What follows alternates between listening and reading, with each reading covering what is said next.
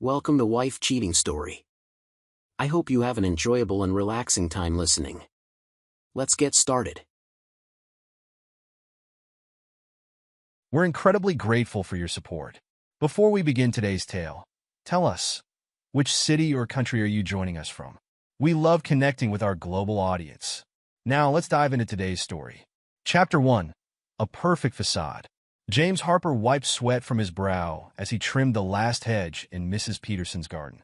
The June heat pressed against his skin, but satisfaction coursed through him as he surveyed his work. At 42, he still insisted on handling some clients personally, especially loyal ones like Mrs. Peterson, who'd trusted Harper Landscaping since his father's time. "Jim, dear, you shouldn't work so hard," Mrs. Peterson called from her porch, a glass of lemonade in hand. "That's what you have employees for." He grinned, collecting his tools. "Some things need a personal touch. Mrs. P. Dad always said that's what sets us apart." "Your father would be proud," she said, her voice softening. "Both your parents would be." The mention of his parents stirred memories Jim usually kept buried. 21 years had passed since the accident, but sometimes the loss felt fresh as yesterday. He'd been barely out of his teens when he inherited the family business, forcing him to grow up overnight. "Madison's graduation is next week, isn't it?" Mrs. Peterson asked, breaking into his thoughts. "My, how time flies. Seems like yesterday she was running through these gardens with her little watering can." "Next Saturday," Jim confirmed, pride warming his voice. "She's heading to Princeton in the fall. Full scholarship. Just like her mother," Mrs. Peterson nodded. "Trish must be thrilled." Jim's smile faltered slightly. "She is. Planning a big graduation party, too." Back in his truck, Jim's thoughts drifted to his wife. Patricia Harper, known to everyone as Trish, had been acting strange lately. Phone calls that ended abruptly when he entered the room. Girls' nights out that left no trace on social media. Small things that wouldn't bother most husbands, but Jim noticed patterns. He developed that skill after losing his parents, watching for signs of trouble before it struck. He pulled into their driveway, noting Trish's BMW was gone again. The colonial-style house loomed before him, picture-perfect with its manicured lawn and white trim. They bought it right after marriage, when Trish insisted on moving to the right neighborhood. Back then, he found her focus on appearances endearing. Inside, Madison sat at the kitchen island, textbooks spread around her laptop. She glanced up briefly, then returned to her screen without greeting. "Studying hard?" Jim asked, washing his hands at the sink. "Obviously," she muttered, not looking up. "Want to grab dinner? Your mom's out, and I could use some father-daughter time." Madison sighed dramatically. "I can't. Meeting Ashley to work on our valedictorian speeches." "Both of you are giving speeches?" "I'm salutatorian," she snapped. "Thanks for remembering." Jim frowned. "Madison, I didn't—" "Whatever. I'm already late." She gathered her things, movements sharp with irritation. "Mom's right. You never pay attention to what really matters." The words stung more than they should have. Jim watched her leave, wondering when his daughter had become a stranger. He'd worked so hard to give her everything he'd lost: security, opportunities, a future without struggle. Somewhere along the way, it seemed he'd given her everything except understanding. His phone buzzed with a text from Trish. "Working late." "Don't wait up." "Working late." The hospital where she volunteered had become her frequent excuse lately. Jim opened his laptop, logging into the security system he'd installed months ago. The cameras showed empty rooms, normal activity. But something caught his eye in the footage from 2 days ago. Trish in her home office, speaking intensely on the phone. He increased the volume. "Rick, we need to be careful. He's not as stupid as you think." "Rick?" Mayor Richard Donovan, whose campaign Trish had volunteered for last year. Jim had noticed how often his wife mentioned the mayor's name at dinner parties, how she lit up when discussing his initiatives. He dismissed it as political enthusiasm.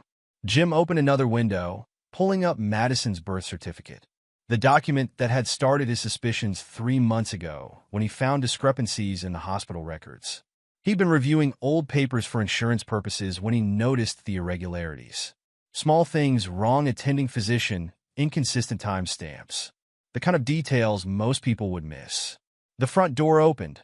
and Jim quickly closed the windows. Madison strode through the kitchen, heading for the stairs. "Thought you were meeting Ashley," he called out. "Changed my mind," she replied, not slowing down. Jim listened to her footsteps overhead, then the slam of her bedroom door. From his study, he could hear her voice, muffled but animated. Another secret phone call, another piece of the puzzle he wasn't meant to solve. He opened his safe, removing a thick folder labeled Family Documents.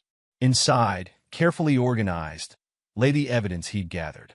Bank statements showing unusual transfers, photos from his private investigator, transcripts of conversations that made his stomach turn. The man in the mirror caught his attention, still fit from physical work, lines around his eyes the only sign of age. His father had been younger when he died, leaving Jim to navigate adulthood alone. Now, decades later, he faced another kind of loss. But this time, he'd be ready. His phone buzzed again. A text from an unknown number. Meeting confirmed for Father's Day brunch. Plan proceeding as discussed. The message wasn't meant for him. His security system had intercepted it from Trish's secondary phone, the one she thought he didn't know about. Jim added the message to his folder, another piece of evidence in the case he was building. Upstairs, Madison laughed at something in her phone call. The sound reminded him of her childhood giggles, before distance and secrets crept between them. Before Trish's influence had turned their daughter against him. Jim closed the folder, securing it in the safe. Father's Day was approaching, the day they planned to blindside him with divorce papers and accusations. They expected him to crumble, to become the villain in their story. But they'd forgotten something crucial. Jim Harper had learned survival at 21, standing over his parents' graves. He'd built a business from grief, constructed a life from loss. And he'd be damned if he'd let anyone destroy what he'd worked so hard to protect. The evening stretched ahead, quiet except for Madison's muffled conversation and the distant hum of traffic. In his study, surrounded by evidence of betrayal, Jim began reviewing his counterattack. Let them think him blind. Let them believe their plan was foolproof. Sunday would bring more than just Father's Day. It would bring the beginning of a reckoning none of them would see coming. Chapter 2. Shattered Illusions. The morning of Father's Day dawned bright and clear, but Jim had been awake for hours. He'd spent the early morning reviewing his files one last time, ensuring every document was in place. Now he stood in the kitchen, preparing breakfast as he had countless Sundays before. "Something smells good," Trish's voice carried from the doorway. She wore her favorite summer dress, hair and makeup perfect despite the early hour. "Blueberry pancakes," Jim replied, not turning around. "Madison's favorite. You didn't have to go to all this trouble." Trish moved closer, placing a hand on his arm. "It's your special day, after all." The touch felt foreign now, knowing what he knew. Jim managed a smile. "Just keeping tradition." Madison appeared, already dressed for brunch. "Mom, did you remember the thing?" "Later, sweetie," Trish said smoothly. "Let's enjoy breakfast first." They settled around the table, a picture of domestic harmony. Jim watched them exchange glances, noted the barely concealed excitement in their expressions. They thought they were being subtle. "These are really good, Dad," Madison offered, her tone almost genuine. "Remember when you used to make them shaped like Mickey Mouse?" "You were 6, Jim nodded. "Couldn't start the day without your Disney pancakes." "That was before you got too busy for breakfast," she added, the warmth vanishing from her voice. Trish jumped in before Jim could respond. "Speaking of busy, how's the Peterson account?" "Same as always. Mrs. P's garden is my personal project." "Still doing manual labor?" Trish's disapproval was clear. "You own the company, Jim. It's beneath you." "Nothing's beneath me when it comes to the business," he replied evenly. "Dad taught me that." "Yes, well, your father ran a different kind of operation," Trish said. "Times change." The dig at his family business didn't surprise him anymore. Trish had always seen Harper Landscaping as something to be elevated, refined, just as she'd seen Jim himself as a project to be improved. "I have something for you," Madison announced, pushing back from the table. She returned with a wrapped package, setting it before him with exaggerated care. Jim opened it slowly, already knowing what he'd find. A leather wallet, expensive, but not the kind he'd choose for himself. It's beautiful, thank you. Check inside, Madison urged, barely containing her smirk. He opened the wallet, finding it empty except for a single envelope. Looking up, he met Trish's triumphant gaze. You're just not worth the trouble anymore, she declared, voice dripping false sympathy. We've decided you need to be free of us. Jim removed the divorce papers, scanning them with deliberate calmness. The accusations were exactly as he'd expected: emotional abuse, financial control, neglect. They crafted their narrative carefully. I've been expecting this, he said quietly, reaching for his briefcase. Trish's confidence wavered slightly. What do you mean? Jim placed his own documents on the table. Madison isn't my biological daughter. I've known for months. The color drained from Trish's face while Madison's expression shifted from smugness to confusion. That's ridiculous, Trish stammered. You can't prove. DNA test results, Jim continued, laying out more papers, along with hospital records showing inconsistencies in Madison's birth certificate.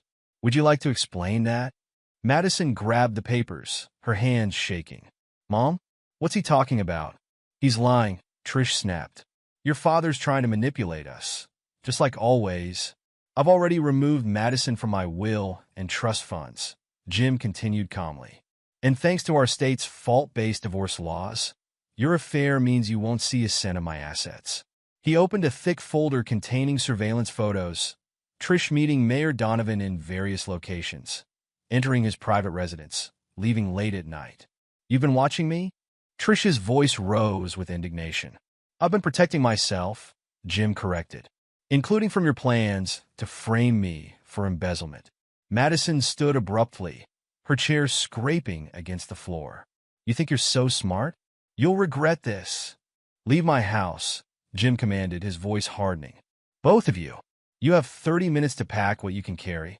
You can't just throw us out, Trish protested. Unless you prefer I call the police now and show them what I found in your bedroom. The reference to their hidden documents finally broke their resistance. As they hurried upstairs, Jim made 2 calls, first to his lawyer, then to his bank. Within minutes, he'd initiated the transfer of liquid assets to secure accounts and changed the passwords to his business operations. He moved through the house methodically, removing family photos and personal items that might have legal significance. In the kitchen, he found Madison's college acceptance letters, adding them to his files. Evidence, all of it, of the life they'd planned to destroy. Footsteps on the stairs announced their return. Trish and Madison appeared with hastily packed suitcases, their faces a mixture of fury and fear. Through the window, Jim spotted Mayor Donovan's SUV waiting in the street. This isn't over, Trish declared, pausing at the door. We'll make you pay for this. Jim met her gaze steadily. No, Trish. This is exactly where it begins. He watched them load their belongings into Donovan's vehicle, noting how the mayor stayed behind the wheel, avoiding eye contact. Smart man, keeping his distance, but not smart enough to realize he'd chosen the wrong family to destroy. Once they'd driven away, Jim returned to his study. His phone was already buzzing with notifications, the first wave of their counterattack beginning. A local news station wanted comment on allegations of financial misconduct. Anonymous tips about prescription drug abuse. Jim settled into his chair, surrounded by evidence of their betrayal, and began implementing the next phase of his plan. They thought they'd blindsided him, but he'd spent months preparing for this moment. Now it was his turn to strike, and he would show no mercy. The war had begun, but only one side knew the full extent of the battlefield. And Jim Harper intended to win. Chapter 3. Seeds of Retribution. Vincent Vinnie Moretti's office smelled of stale coffee and cigarettes, despite the prominently displayed no smoking sign. The retired private investigator studied the photos spread across his desk, whistling softly. You've been busy, Jim, he remarked, picking up a particularly damning image of Mayor Donovan entering a motel with Trish. These are professional quality. I learned from the best, Jim replied. Remember when you helped track down those suppliers who were scamming my father? Vinny nodded, touching the scar on his neck. Your old man saved my Tommy from jail time. Harper men understand loyalty. I need your connections, Vinny. Both sides of the law. You're going after Donovan? Vinny leaned back, concern crossing his weathered features. He's got friends in dark places, Jim. So do you. The old investigator chuckled. True enough. What exactly are you looking for? Jim pulled out a list of names. These businesses have been pressured into supporting Donovan's re-election campaign. I want to know who else he's strong-armed, who's willing to talk. Could be dangerous information. Vinny mused, but Jim saw the interest sparked in his eyes. Give me 48 hours. Across town, Sarah Chin sat in her small apartment, surrounded by notes and documents. The former journalist had been skeptical when Jim first approached her, but the evidence he'd provided was irrefutable. The paper killed your series on municipal corruption, Jim had reminded her. Want to know why? Now she studied bank records showing suspicious transfers between Mayor Donovan's campaign fund and various shell companies. The connections were there, hidden but traceable. Her phone buzzed. Another text from Jim. Check property records for Harvey Klein Development Corporation. Sarah pulled up the database, and her eyes widened. Multiple properties purchased through subsidiaries, all coincidentally near planned city development projects. The pieces were falling into place. Meanwhile, at the country club, Margaret Hayes sipped wine and pretended not to notice Rick Donovan at the bar. The interior had been one of his earliest conquests, discarded when he set his sights on Trish Harper. Mrs. Hayes? A waiter appeared with a phone. Call for you at the front desk. In the lobby, she recognized Jim Harper's voice immediately. Margaret, I know what he did to you. There are others. Her hand tightened on the receiver. I'm listening. Back at his office, Jim reviewed the growing web of connections on his computer screen. Laura Bennett, the real estate agent who'd handled Donovan's private purchases. Diane Carter, the former campaign manager who'd mysteriously resigned. Each woman had a story, each one a potential ally. His phone rang. Vinny. You were right about the business owners. Just met with Stephen Chun from Golden Dragon Restaurant. Says Donovan's people threatened his licenses unless he donated to the campaign. Give me a meeting, Jim instructed. And Vinny? Check into Harvey Klein. Something's not right there. The investigation into Klein revealed an ambitious developer frustrated with Donovan's inability to deliver promised zoning changes. A man whose patience and loyalty might be wearing thin. Jim's network expanded daily. Each connection strengthened his position, each piece of evidence another weapon in his arsenal. But the true challenge lay in timing, revealing enough to pressure his enemies while holding back the killing blows. At home, he monitored the security feeds showing Trish and Madison at their temporary apartment. His daughter's social media posts had turned vicious, painting him as a controlling monster. The comment section filled with sympathetic responses, none aware of the truth behind their accusations. You're sure about this surveillance? Mark Thompson asked, studying the feeds on Jim's computer. His business partner shifted uncomfortably in his chair. Seems extreme. They're planning something bigger, Jim replied, noting Mark's nervous fidgeting. Trish met with Harvey Klein yesterday. The developer? Mark's voice cracked slightly. What would he want with her? Jim watched his partner's reaction carefully. That's what I intend to find out. After Mark left, Jim reviewed the footage again. Something about his partner's behavior raised red flags, the same instinct that had warned him about Trish's betrayal. His phone buzzed with a text from Rachel, his half-sister. Trish called, asking questions about Dad's estate. Jim hadn't spoken to Rachel since their parents' funeral. The rift between them, born from complicated family dynamics, had never healed. But now she might be his key to protecting their father's legacy. Don't tell her anything, he texted back. I'll explain soon. Through his network of contacts, Jim learned that Trish had been meeting regularly with a group of influential women, wives of local businessmen and politicians. She was building her own support system, preparing for the public battle ahead. Sarah Chin's investigation revealed more connections. The zoning board approved 3 controversial projects last month, she reported. All tied to Klein's companies, all supported by Donovan. Follow the money, Jim instructed. Klein's not known for his patience. The developer's reputation for aggressive tactics worried Jim. If Klein was involved, the threat went beyond personal revenge. They were after his business, his properties, everything he'd built. Vinny's sources confirmed his fears.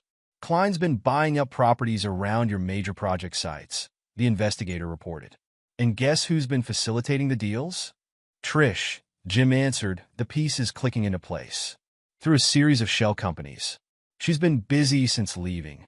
Jim pulled up the security footage from Trish's home office, recorded weeks before their confrontation. The video showed her studying documents, making calls, preparing for this moment long before she served the divorce papers. Madison's voice carried from one recording. But what if he figures it out? Your father sees what he wants to see, Trish had assured her. Trust Rick. He knows how to handle men like him. The manipulation of his daughter cut deepest. Jim watched hours of footage showing Trish poisoning Madison's mind, twisting every memory, every interaction, until he became the villain in her story. His phone lit up with another message, an anonymous tip about his company's financial practices sent to the local business journal. The first shot in their public campaign to destroy him. They're moving faster than expected, Vinny warned. Klein's people have been asking questions about your permits, looking for weaknesses. Jim opened his safe, reviewing the evidence he'd gathered. Photos, documents, recordings, ammunition for the war ahead. But timing would be crucial. Release too much too soon, and they'd adapt their strategy. Wait too long, and they might land a killing blow. Set up meetings with the other women, he instructed Vinny. Margaret, Laura, Diane, all of them. It's time they knew they weren't alone. The retired investigator nodded grimly. And Klein? Let him think his plan is working. A desperate man makes mistakes. As night fell, Jim stood at his study window, watching the street below. Somewhere out there, Trish and Madison were plotting their next move, believing they had the upper hand. Mayor Donovan was probably with them, offering false promises and empty assurances. They thought they were dismantling his life piece by piece. Instead, they were walking into a trap years in the making.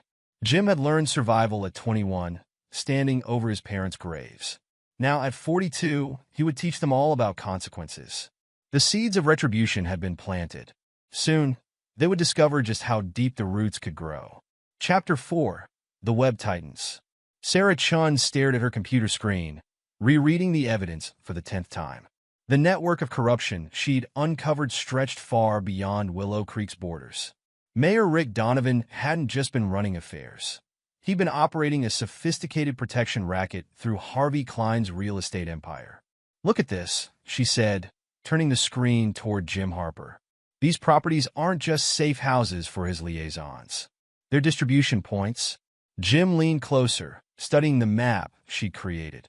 Red dots marked Klein's properties, each strategically positioned near small businesses that had reported pressure from city officials. How many businesses are we talking about? 37 confirmed cases, Sarah replied, pulling up a spreadsheet. Most are family-owned restaurants, shops, service providers. The pattern's clear. They get cited for code violations until they agree to support Donovan's campaign. Jim's phone buzzed with a text from Vinny. Margaret Hayes came through. You need to see this. At her design studio, Margaret laid out a series of blueprints.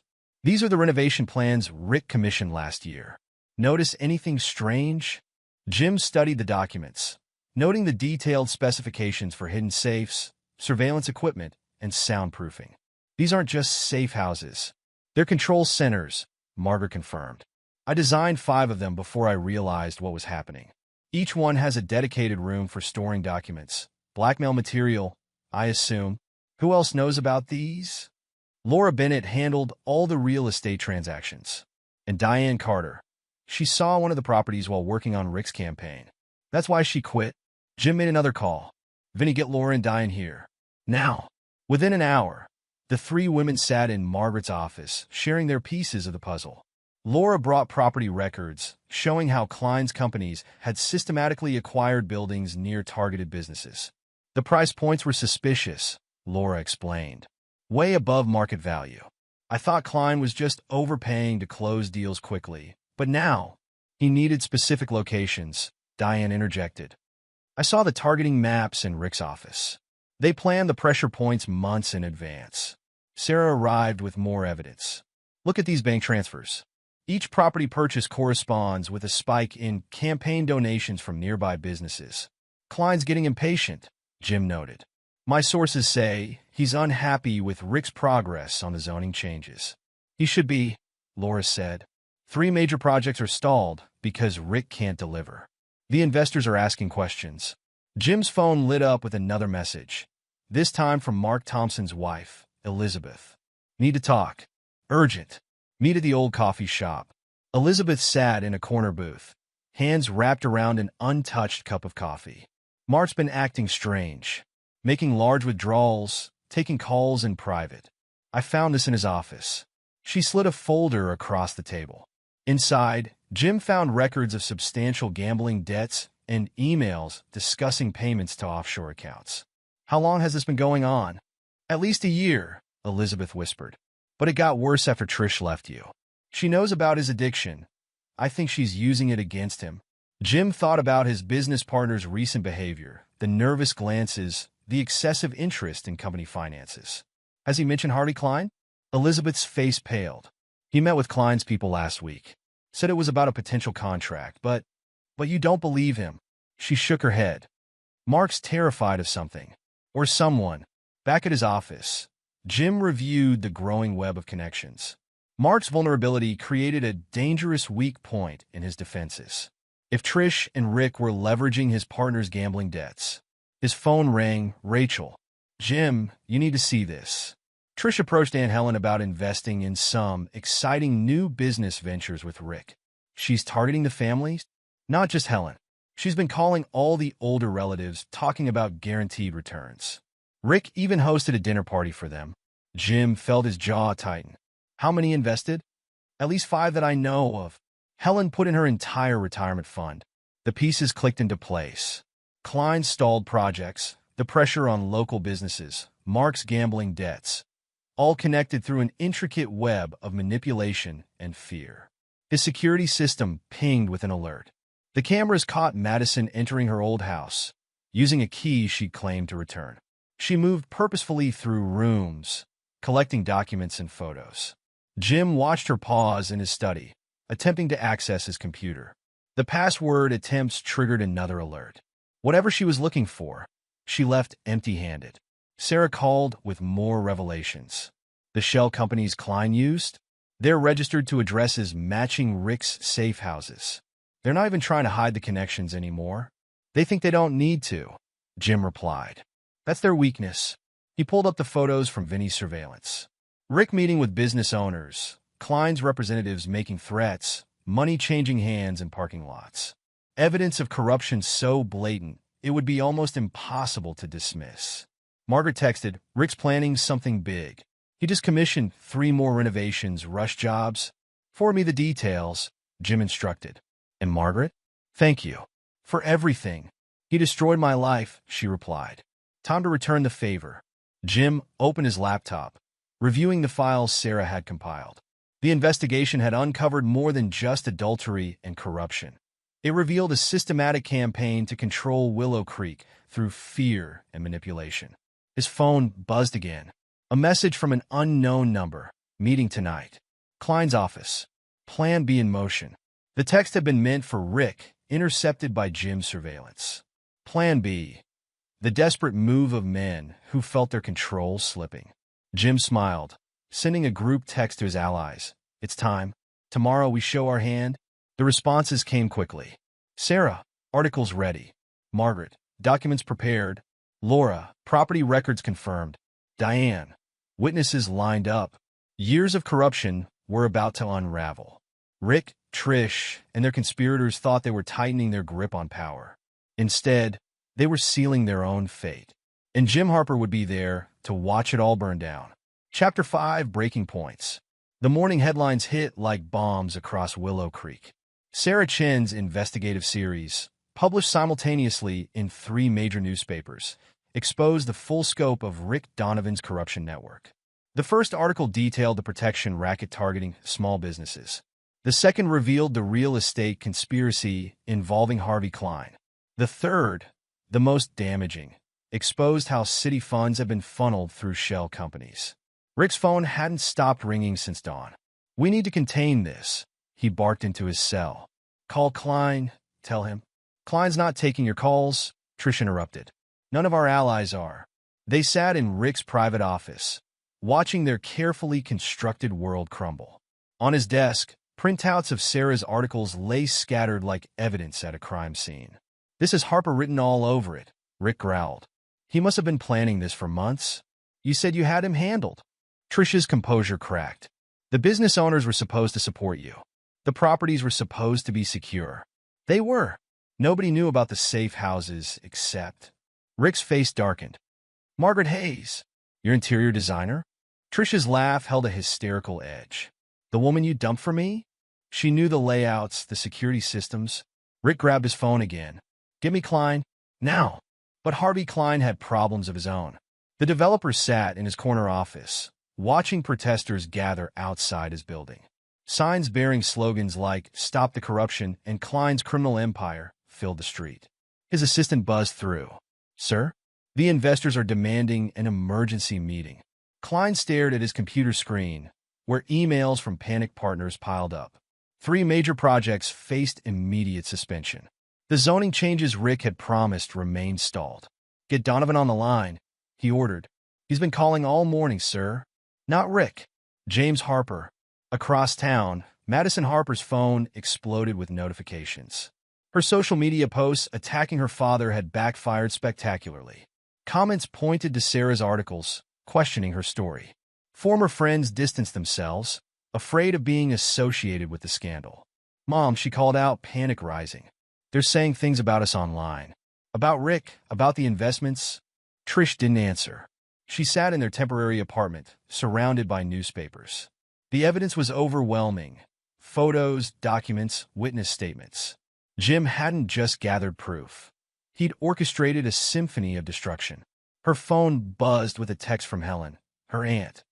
"How could you? That was my retirement money." More messages followed. Family members, friends, social connections, all demanding explanations about their investments. The guaranteed returns Rick had promised now looked like nothing more than a sophisticated scam. At the country club, Margaret Hayes sipped champagne and watched Rick's world implode. Laura Bennett and Diane Carter joined her, each bringing new updates about the fallout. "The Ethics Commission is launching an investigation," Diane reported. "They're focusing on the campaign finances first." Laura checked her phone. 3 banks have frozen accounts connected to Klein's properties. The paper trail leads straight to Rick's shell companies. "Ladies," Jim Harper approached their table. "Thank you for your help." "We're not finished," Margaret replied. "There's more to come." Indeed there was. By noon, Mark Thompson had walked into the district attorney's office, ready to testify about money laundering through Harper Landscaping's accounts. Elizabeth had convinced him to turn state's evidence, protecting himself before Rick's empire dragged him down. The pressure broke people in different ways. Klein barricaded himself in his office, refusing all calls except from his lawyers. Rick oscillated between rage and panic, destroying documents even as police obtained warrants to seize them. But Trish's breakdown proved most spectacular. She tried rallying support among her social circle, only to find doors literally and figuratively closed. Former friends blocked her calls. Party invitations disappeared. The carefully cultivated image she'd built over years shattered in hours. "Your father's ruining everything," she screamed at Madison. "All our plans, all our work." "You said he was stupid," Madison shouted back. "You said he'd never figure it out." Their argument, captured by neighbors' phones, spread across social media. Mother and daughter, once united in their plot against Jim, now turned on each other as their world collapsed. The final blow came from Rachel. Jim's half-sister had gathered evidence of Trish and Madison's manipulation of elderly relatives. The investment scheme wasn't just unethical, it was criminal fraud. Police arrived at their apartment that evening. The sight of Trish Harper and Madison being escorted out made local news. Rick, watching from his office, realized his political career was over. Jim observed it all from a distance, coordinating with his allies. Sarah's articles continued dropping bombshells. Margaret and the others provided steady streams of evidence to investigators. The web of corruption, once hidden in shadow, now lay exposed to harsh light. "Klein wants to talk," Vinny reported. "Says he can provide documentation of city contracts, kickbacks, everything. Let him stew, Jim replied. He's not our primary target. But Rick Donovan wasn't waiting to be taken down. As night fell, security cameras caught him removing boxes from his office. He loaded his SUV, made calls from burner phones. Jim's phone lit up with alerts. Rick had booked a private flight, transferred funds to offshore accounts. The mayor was planning to run. Should we stop him? Sarah asked. Jim smiled. No need. The FBI's waiting at the airport. Years of corruption unraveled in a single day. Rick's arrest made national news. Klein's empire faced federal investigation. Trish and Madison's scheme to defraud relatives resulted in multiple charges. And Jim Harper watched it all unfold, exactly as he'd planned. The evidence had been overwhelming, the timing perfect. His enemies had believed themselves invulnerable, never suspecting they were merely players in his longer game. The breaking points had come, shattering their illusions of power. But for Jim, this was just the beginning. The real victory lay not in their destruction, but in what would rise from their ruins. Chapter 6. The Final Pieces. Rachel Harper stood in the bank's conference room, presenting evidence to stunned executives. The investment scheme Trish and Madison had pushed on family members wasn't just local. It extended through multiple states, involving dozens of victims. These signatures were forged, she explained, highlighting documents on the screen. They used their personal relationships to bypass normal verification procedures. The bankers exchanged worried glances. One raised his hand. How much money are we talking about? Conservative estimate? $15 million. Rachel pulled up more slides, all funneled through accounts connected to Rick Donovan's shell companies. Across town, Sarah Chun interviewed another victim. Stephen Chun, no relation, owner of Golden Dragon Restaurant, described years of harassment from city officials. They threatened my licenses, he said, hands shaking. Said health inspectors would shut me down unless I supported the mayor's campaign. Similar stories emerged across Willow Creek. Business owners, freed from fear, came forward with evidence of extortion. Each testimony strengthened the case against Rick and his conspirators. At the foundation of it all sat Harvey Klein, watching his real estate empire crumble. Federal agents swarmed his offices, seizing computers and documents. The developer had finally agreed to cooperate, but his information came too late to save himself. Harper played us, Klein admitted to his lawyers. While we thought we were pressuring him, he was documenting everything. Building a case? The evidence proved overwhelming. Klein's properties, purchased above market value, have been financed through a complex web of fraudulent loans. The shell companies, the safe houses, the kickbacks, everything connected back to Rick Donovan's administration. Madison, facing her own legal troubles, turned on her mother. In exchange for leniency, she provided detailed accounts of how Trish had orchestrated their schemes. She said Dad was weak, Madison told investigators. Said he didn't deserve his success. Rick promised he'd take care of us once they forced Dad out. The betrayal struck Trish hard. Held in county jail, she watched her daughter's testimony on the news. The carefully constructed facade of family unity shattered completely. Jim monitored these developments from his office, coordinating with his network of allies. Margaret Hayes provided records of more safe house renovations. Laura Bennett traced property transfers to offshore accounts. Diane Carter revealed how campaign funds had been laundered through charitable donations. The FBI wants to interview all of us, Margaret reported during their daily meeting. They're building a RICO case. Give them everything, Jim instructed. Hold nothing back. Mark Thompson's cooperation proved particularly valuable. His testimony detailed how Rick had leveraged gambling debts to infiltrate Harper Landscaping's finances. He wanted access to Jim's client list, Mark explained to prosecutors. Said he could pressure them into supporting his campaigns. Elizabeth stood by her husband through his confession, helping him document years of manipulation. Their evidence strengthened the case against Rick while exposing the full scope of his corruption. The investigation expanded beyond Willow Creek. Other communities reported similar patterns of corruption involving Klein's properties and Donovan's political connections. The local scandal had exposed a regional criminal enterprise. Rachel's banking expertise proved crucial in unraveling the financial aspects. She traced money movements through multiple institutions, documenting how Rick had hidden his illegal gains. He didn't just steal from the city, she explained to Jim. He created a system for laundering money from multiple criminal operations. Sarah's articles continued making waves. Each revelation brought new witnesses forward. Each testimony added weight to the prosecution's case. The journalist had finally found the career-defining story she'd sought. People need to understand how this happened, she told Jim. How they got away with it for so long. Jim agreed, providing her with complete access to his evidence. The resulting series would later win multiple awards, exposing how corruption could infect an entire community. Through it all, Jim maintained his focus on the larger goal. The arrests and exposures weren't just about revenge. They represented an opportunity to rebuild Willow Creek's integrity. His phone buzzed with updates throughout the day. Federal agents raiding more properties. Prosecutors filing additional charges. Victims coming forward with new evidence. Rick facing multiple federal indictments. Trish and Madison's fraud scheme expanding. Klein's empire facing bankruptcy proceedings. Each development strengthened his position while devastating his enemies. The plan, crafted over months of careful preparation, had succeeded beyond his expectations. We found something interesting in Klein's records, Vinny reported late that evening. Looks like he was working with a bigger organization out of Chicago. Jim studied the documents Vinny had brought.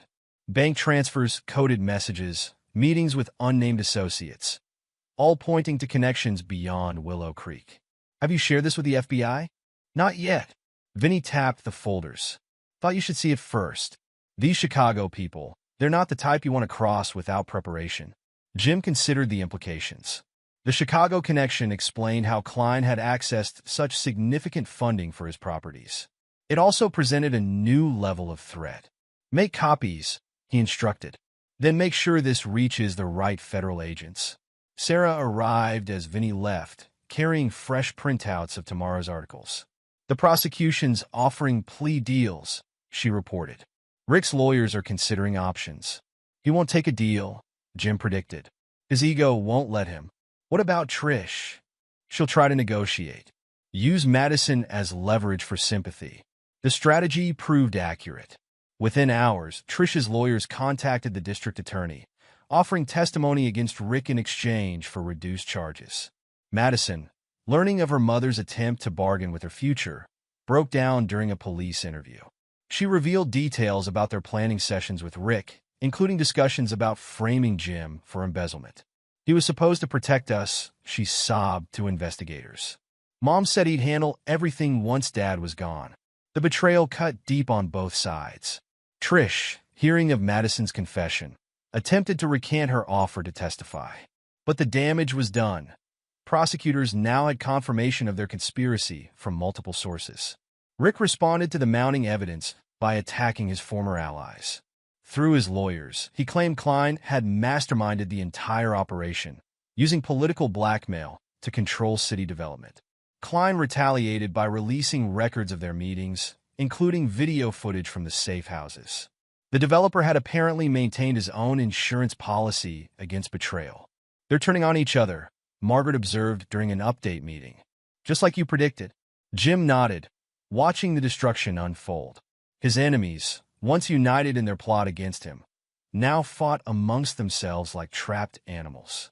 Rachel called with news from the banking investigation. The fraud goes deeper than we thought. They weren't just targeting our family. There are victims in 3 states.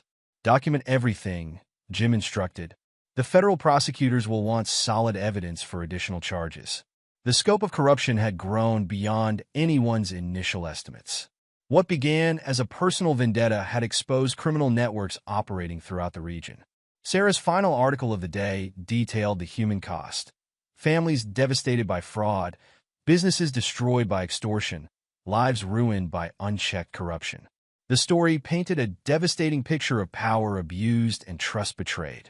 As night fell over Willow Creek, Jim reviewed the day's developments with his core team. Margaret, Laura, and Diane provided updates on ongoing investigations. Rachel reported on financial trails still being uncovered. Sarah outlined upcoming articles exposing more aspects of the conspiracy. Klein's properties are being seized, Laura reported. The banks are foreclosing on anything the feds haven't taken. Rick's political allies are scrambling to distance themselves, Diane added. His support networks completely collapsed. And Trish? Margaret asked. Isolated, Jim replied. Her social circles abandoned her. The country club canceled her membership this morning. The pieces had fallen exactly as planned. His enemies faced not just legal consequences, but complete social and financial ruin. Their attempts to destroy him had instead ensured their own destruction. Vinny's final report of the night confirmed their success. Rick's attempt to flee had been thwarted at the airport, federal agents waiting at the gate. The mayor's arrest, captured on security cameras, showed him in handcuffs being led past shocked travelers. The Chicago connections got them spooked, Vinny noted. They're treating this as part of a larger RICO investigation. Jim sat in his study, surrounded by evidence of his triumph. The screens showed news coverage of Rick's arrest, Klein's properties being raided, Trish and Madison's fraud scheme unraveling. A lifetime of corruption exposed in a matter of days. But he felt no celebration, no joy in their downfall. This had never been about revenge alone. It was about justice, about protecting others from experiencing similar betrayals. The final pieces had fallen into place, the trap sprung perfectly. His enemies would face consequences far beyond what they'd imagined possible. Their world, built on lies and manipulation, had crumbled completely. And Jim Harper, the man they'd thought to destroy, stood stronger than ever amidst the ruins of their ambition. Chapter 7. Rebuilding from the Ashes. Jim sat across from Dr. Emily Carter in her office, reviewing plans for the Foundation's newest initiative. The psychologist's expertise in trauma recovery had proven invaluable in developing programs for victims of corruption. These support groups are making a real difference, Emily said, highlighting sections of her report, especially for the elderly victims of the investment fraud. Aunt Helen joined one last week, Jim noted. Rachel says she's starting to trust people again. Emily nodded, her professional demeanor softening. Rebuilding trust takes time, but having you and Rachel actively involved in the recovery process helps. It shows them not everyone in positions of power is corrupt. The Foundation had exceeded initial expectations. What began as a response to local corruption had evolved into a regional center for accountability and recovery. Sarah Chen's investigative work continued drawing attention to similar cases across the state. The Chicago Tribune wants to run my series, Sarah announced, entering Jim's office later that day. They're seeing parallel patterns in other communities. How's the book coming along? Final edits. Sarah pulled up a document on her tablet. The publisher wants to fast-track it. They think the timing's perfect with Rick's trial approaching. The mayor's arrest had sparked a wave of reforms in Willow Creek. Local businesses, once pressured into supporting corrupt officials, now proudly displayed certificates from the Foundation's ethics program. Mark Thompson, having completed his testimony against Rick, worked with Elizabeth to rebuild their section of Harper Landscaping. Their new initiative, Green Futures, provided job training for at-risk youth. We've got 15 kids in the current class, Mark reported during their weekly meeting. 3 already have job offers from landscaping firms.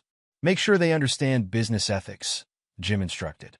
We're not just teaching them trade skills. Elizabeth nodded, adding notes to her tablet. We've incorporated lessons from the Foundation's certification program. They're learning about transparency, accountability, proper record keeping. The transformation extended beyond business practices. Rachel's banking expertise had helped establish new protocols for detecting fraud, particularly schemes targeting vulnerable populations. 2 banks adopted our guidelines this month, Rachel reported, pride evident in her voice. They've already flagged several suspicious patterns similar to what Trish and Madison attempted. The mention of his former family didn't sting as it once had. Jim had channeled that pain into creating systems preventing others from experiencing similar betrayals. Speaking of prevention, Emily interjected, the mentorship program's ready to launch. We've paired successful professionals with children of incarcerated white-collar criminals. The initiative held special meaning for Jim. He'd seen how Madison's entitlement and Trish's manipulation had corrupted his daughter's values. The program aimed to break that cycle. Margaret Hayes led the foundation's community outreach, turning her design skills toward creating welcoming spaces for support groups and educational programs. We've transformed 3 of Rick's former safe houses, she explained, showing renovation plans. The irony of using them for victim support services feels appropriate. Laura Bennett and Diane Carter manage the foundation's property division, helping victims recover assets lost to corruption schemes.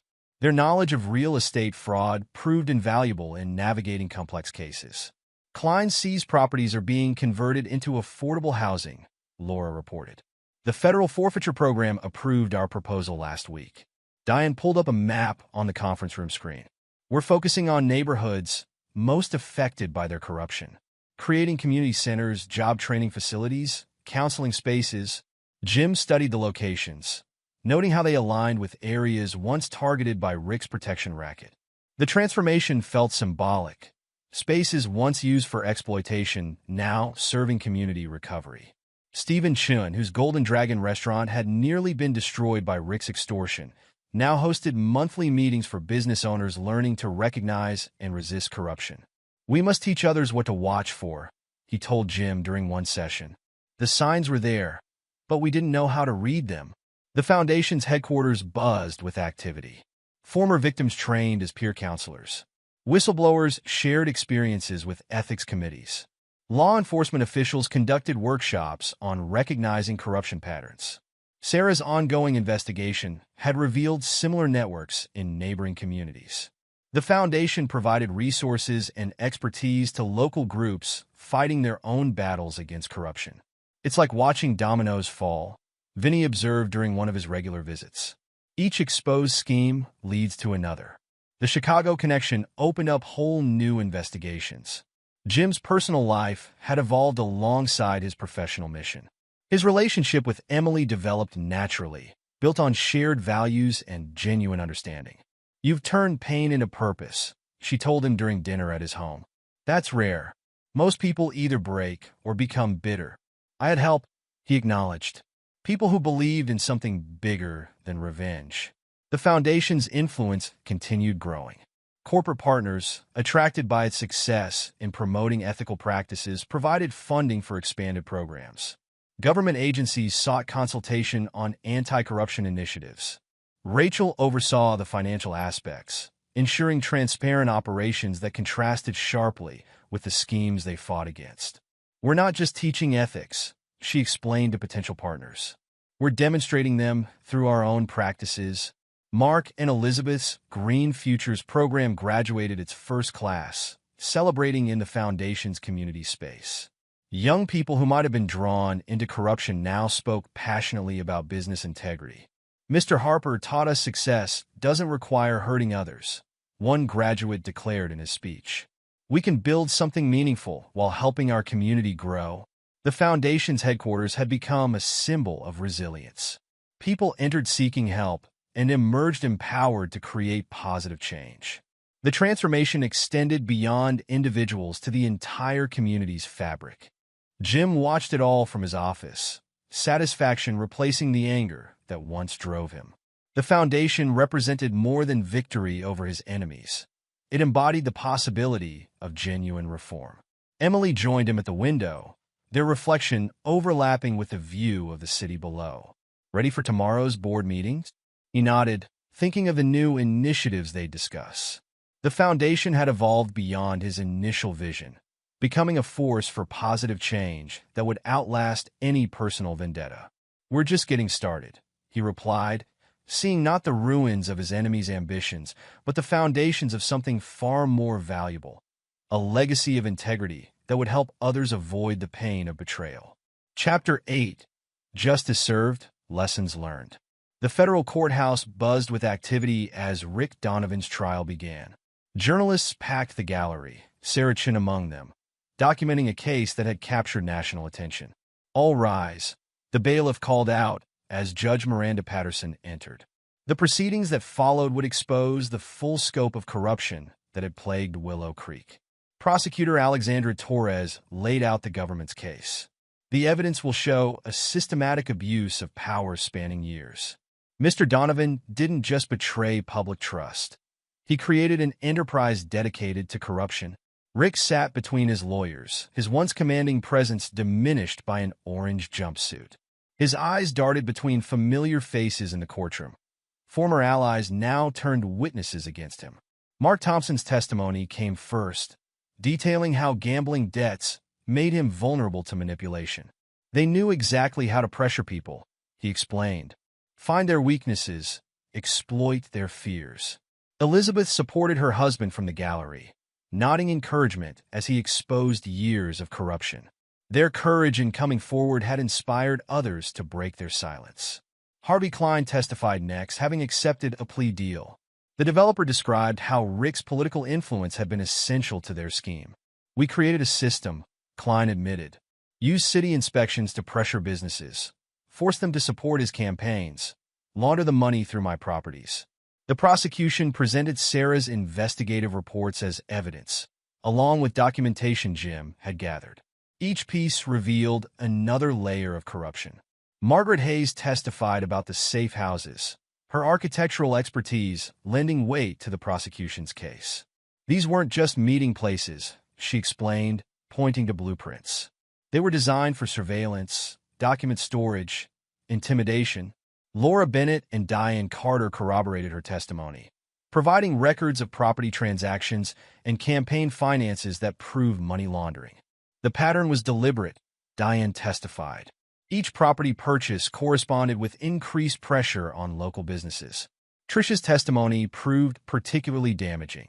Facing her own charges, she detailed Rick's manipulation of both personal relationships and political power. He promised me everything, she said, avoiding Jim's gaze in the gallery. A future in politics, social status, financial security. But it was all built on corruption. Madison watched her mother's testimony via video link from the juvenile facility where she awaited her own sentencing. Her statement to investigators had exposed how Rick groomed younger people for roles in his schemes. The trial revealed connections to larger criminal networks. FBI agents testified about links to organized crime in Chicago, explaining how Rick's operation fit into regional patterns of corruption. Mr. Donovan's activities weren't isolated, Special Agent Roberts explained. He created a template other corrupt officials could follow. Jim's testimony focused on the systematic nature of the corruption. He presented evidence showing how Rick's organization had targeted businesses, manipulated relationships, and exploited vulnerabilities. They didn't just break laws, he told the jury. They broke trust. They made people believe corruption was the only way to survive. Rachel provided expert testimony on the financial aspects, explaining how legitimate banking systems had been subverted for criminal purposes. The schemes were sophisticated, she demonstrated, walking the jury through complex transactions. But they all served one purpose, converting public resources into private gain. Stephen Chun and other business owners described years of harassment and extortion. Their testimonies painted a picture of widespread intimidation that had silenced an entire community. We felt helpless, Stephen explained. City inspectors would appear, find violations, demand support for the mayor's campaign. If we refused, the pressure increased. The evidence proved overwhelming. Bank records, surveillance footage, witness testimony, and documented patterns of corruption left no room for doubt. Judge Patterson's ruling reflected the case's severity. Mr. Donovan, you've betrayed not just your office, but the fundamental trust between government and citizens. Rick received 25 years in federal prison.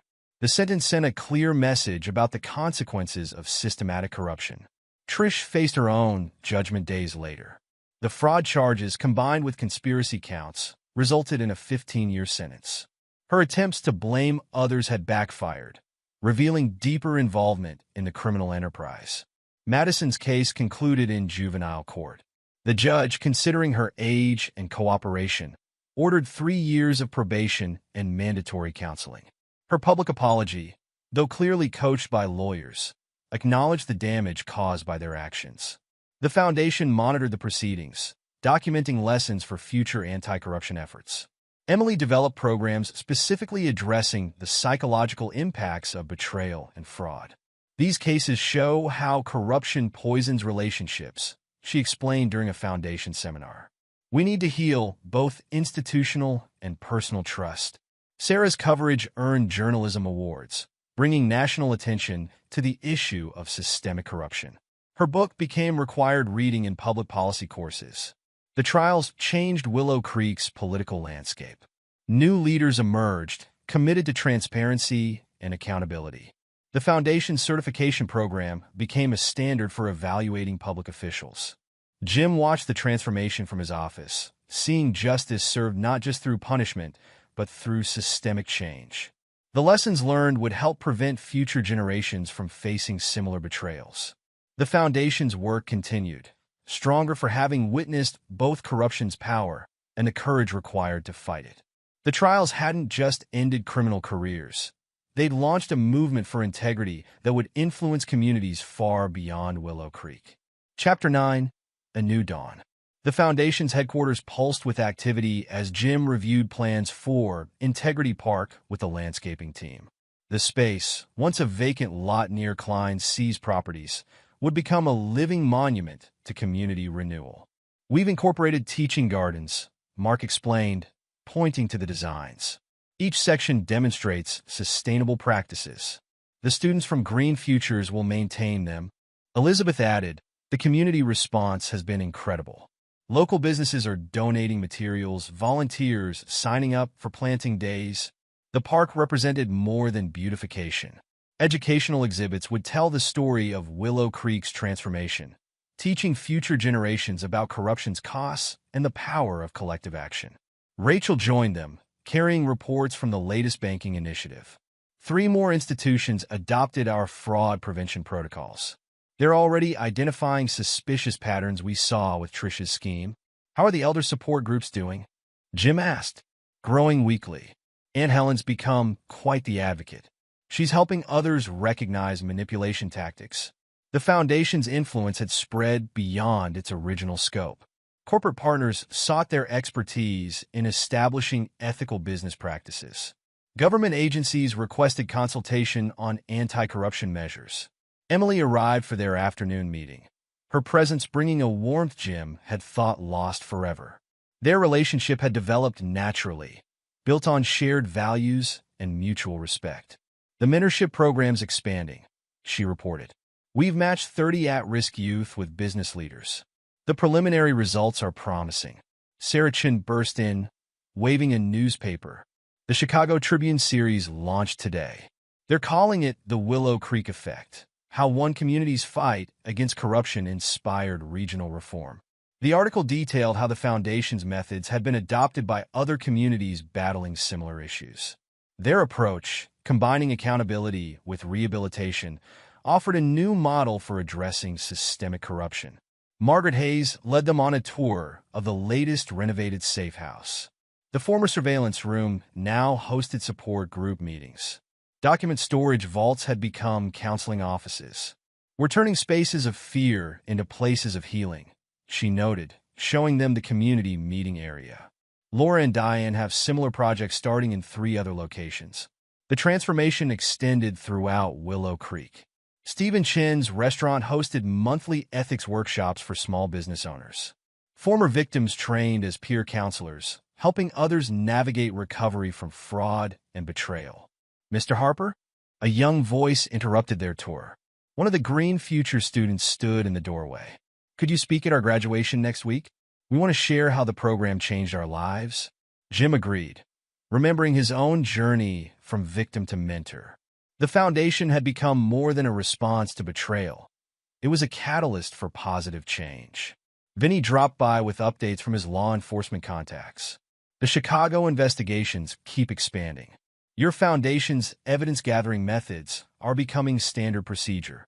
The retired investigator had found new purpose training others to recognize corruption patterns. His experience proved invaluable in developing prevention strategies. Back in his office, Jim reviewed the Foundation's latest initiatives with Emily. Their wedding plans had evolved to include a fundraiser for expanding youth programs. You've built something remarkable, she observed. Not just the foundation, but a whole community of people dedicated to positive change. We build it together, he corrected. Everyone who chose integrity over fear, truth over comfort. The Foundation's weekly newsletter, Building Integrity, reached subscribers nationwide. Rachel's financial literacy programs helped individuals and businesses recognize manipulation tactics. Mark and Elizabeth's Green Futures graduates brought ethical practices to companies across the region. Sarah's book had become a catalyst for reform in other communities. She regularly conducted workshops, helping local journalists investigate corruption. It's not just about exposing wrongdoing, she explained during a training session. It's about showing people they have power to create change. The Foundation's headquarters had become a symbol of transformation. Former victims found support and purpose. Whistleblowers shared experiences with ethics committees. Law enforcement officials learned new investigation techniques. Jim watched a group of students touring the building, listening to Margaret explain how architecture could promote transparency and community engagement. The designs emphasize openness, she told them. No hidden spaces, no rooms for secrets. We learn from past mistakes to build better futures. Laura and Diane led workshops on recognizing real estate fraud, turning their experience with client schemes into practical prevention tools. Knowledge is protection, Diane often said. When people understand how corruption works, they're less likely to become victims. The Foundation's influence continued growing organically. Each success story inspired others to seek help or offer support. Corporate partners recognized that ethical practices brought sustainable success. Emily joined Jim on the rooftop garden, another Green Futures project. Below them, Integrity Park took shape as workers installed educational exhibits and planted gardens. Ready for tomorrow's board meeting? She asked. We're reviewing proposals for 3 new programs. Jim nodded, seeing not just buildings and parks but a community transformed. The Foundation had evolved beyond his initial vision, becoming a force for positive change that would outlast any personal vendetta. We're just getting started, he replied, understanding now that true victory lay not in destroying enemies but in building something lasting, a legacy of integrity that would help others avoid the pain of betrayal. Looking out over Willow Creek, Jim saw a city renewed. The scars of corruption remained, but they'd become markers of resilience rather than wounds. Each renovated building, each new program, each person helped represented another step toward lasting change. The Foundation's work would continue, growing stronger through shared purpose and collective wisdom. They'd learned that fighting corruption required more than exposing wrongdoing. It meant creating systems and communities that promoted integrity. As sunset painted the sky, Jim and Emily reviewed plans for tomorrow's initiatives. The Foundation had become more than a response to betrayal. It was a testament to human resilience, a proof that even the deepest wounds could spark powerful healing. The new dawn had arrived, not just for Jim Harper, but for all those who chose to build something meaningful from the ashes of betrayal. In that purpose, they'd found something far more valuable than revenge. They'd found hope. Epilogue. 10 years later, Jim Harper stood at the podium in the Foundation's main auditorium, addressing the 10th anniversary celebration of the Willow Creek Initiative. At 52, his hair showed touches of gray, but his presence commanded attention from the packed audience. A decade ago, we faced a choice, he began, scanning familiar faces in the crowd. Let corruption destroy our community, or build something stronger from its ashes. Today, we celebrate not just survival, but transformation. The Foundation had expanded beyond its original mission. What started as a response to local corruption had grown into a national organization with offices in 12 cities. Their model of combining accountability with rehabilitation had revolutionized anti-corruption efforts across the country. Emily Harper, née Carter, sat in the front row, their 8-year-old twins, Thomas and Claire, fidgeting beside her. Their marriage 6 years ago had merged personal healing with professional purpose. Emily now directed the Foundation's Psychological Services Division, developing programs that addressed the human cost of corruption. The twins are just like Jim was at that age, Rachel whispered to Sarah Chun, who'd returned from Washington, D.C. for the anniversary. Always watching, always figuring things out. Sarah nodded, thinking of her own journey. Her book about the Willow Creek scandal had launched a successful career investigating corruption nationwide. She testified before Congress multiple times, helping shape anti-corruption legislation named after their initiative. Speaking of watching, Sarah replied, "Did you see the latest figures from your banking program?" Rachel, now heading the Foundation's Financial Integrity Division, had transformed their early fraud prevention protocols into a comprehensive system adopted by major banks nationwide. Her work had prevented countless schemes similar to what Trish and Madison had attempted. 37% reduction in elder fraud cases last year, Rachel confirmed proudly. The predictive models are getting better at catching manipulation patterns. Mark and Elizabeth Thompson sat nearby, their Green Futures program having expanded to 50 cities. The initiative had graduated thousands of students, creating a new generation of business leaders committed to ethical practices. Their own son, now in college, was studying environmental law. Dad still visits the original teaching gardens, Mark told anyone who'd listen. Says they remind him why we started all this.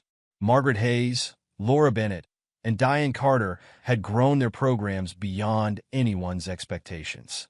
The three women had become known as the Integrity Architects, consulting with organizations worldwide on creating transparent, community-focused spaces. Remember Rick's old safe houses? Margaret mused during the reception. Now they're community centers, counseling spaces, training facilities. The transformation feels poetic. Stephen Chen's Golden Dragon restaurant had become a landmark, its walls displaying photos documenting Willow Creek's journey. His monthly business ethics workshops had grown into a certified training program required for local business licenses. "My daughter teaches the courses now," he shared proudly. "She starts each session with our story, how staying silent about corruption nearly cost us everything." Vinnie Moretti, though officially retired, still maintained connections with law enforcement agencies. The investigation methods he developed had become standard procedure in corruption cases nationwide. "Those Chicago connections we uncovered," he reminded Jim during a quiet moment, "led to reforms in 6 states. Sometimes pulling one thread unravels the whole sweater." The Foundation's headquarters had expanded to occupy an entire city block. Integrity Park, once a simple garden space, now featured interactive exhibits teaching visitors about corruption's warning signs and community resistance strategies. Rick Donovan remained in federal prison, his appeals exhausted. The mayor's downfall had become a case study in public administration courses, teaching future leaders about power's corrupting influence. Trish had served 8 years of her sentence before being released on parole. She lived quietly in another state, working at a small accounting firm under strict supervision. Her attempts to contact Jim over the years had gone unanswered. Some bridges couldn't be rebuilt. Madison's story had taken an unexpected turn. After completing probation and therapy, she'd chosen to work with troubled teens, using her experience to warn others about manipulation's dangers. Though reconciliation with Jim remained distant, she occasionally contributed anonymously to the Foundation's youth programs. Harvey Klein had died in prison 3 years into his sentence, but his case had exposed corruption networks in multiple cities. The Klein investigations, as they became known, had led to reforms in real estate development and municipal contracting nationwide. The Foundation's influence extended far beyond its original scope. Corporate partners sought their certification, which had become a recognized standard for ethical business practices. Government agencies regularly consulted them on anti-corruption initiatives.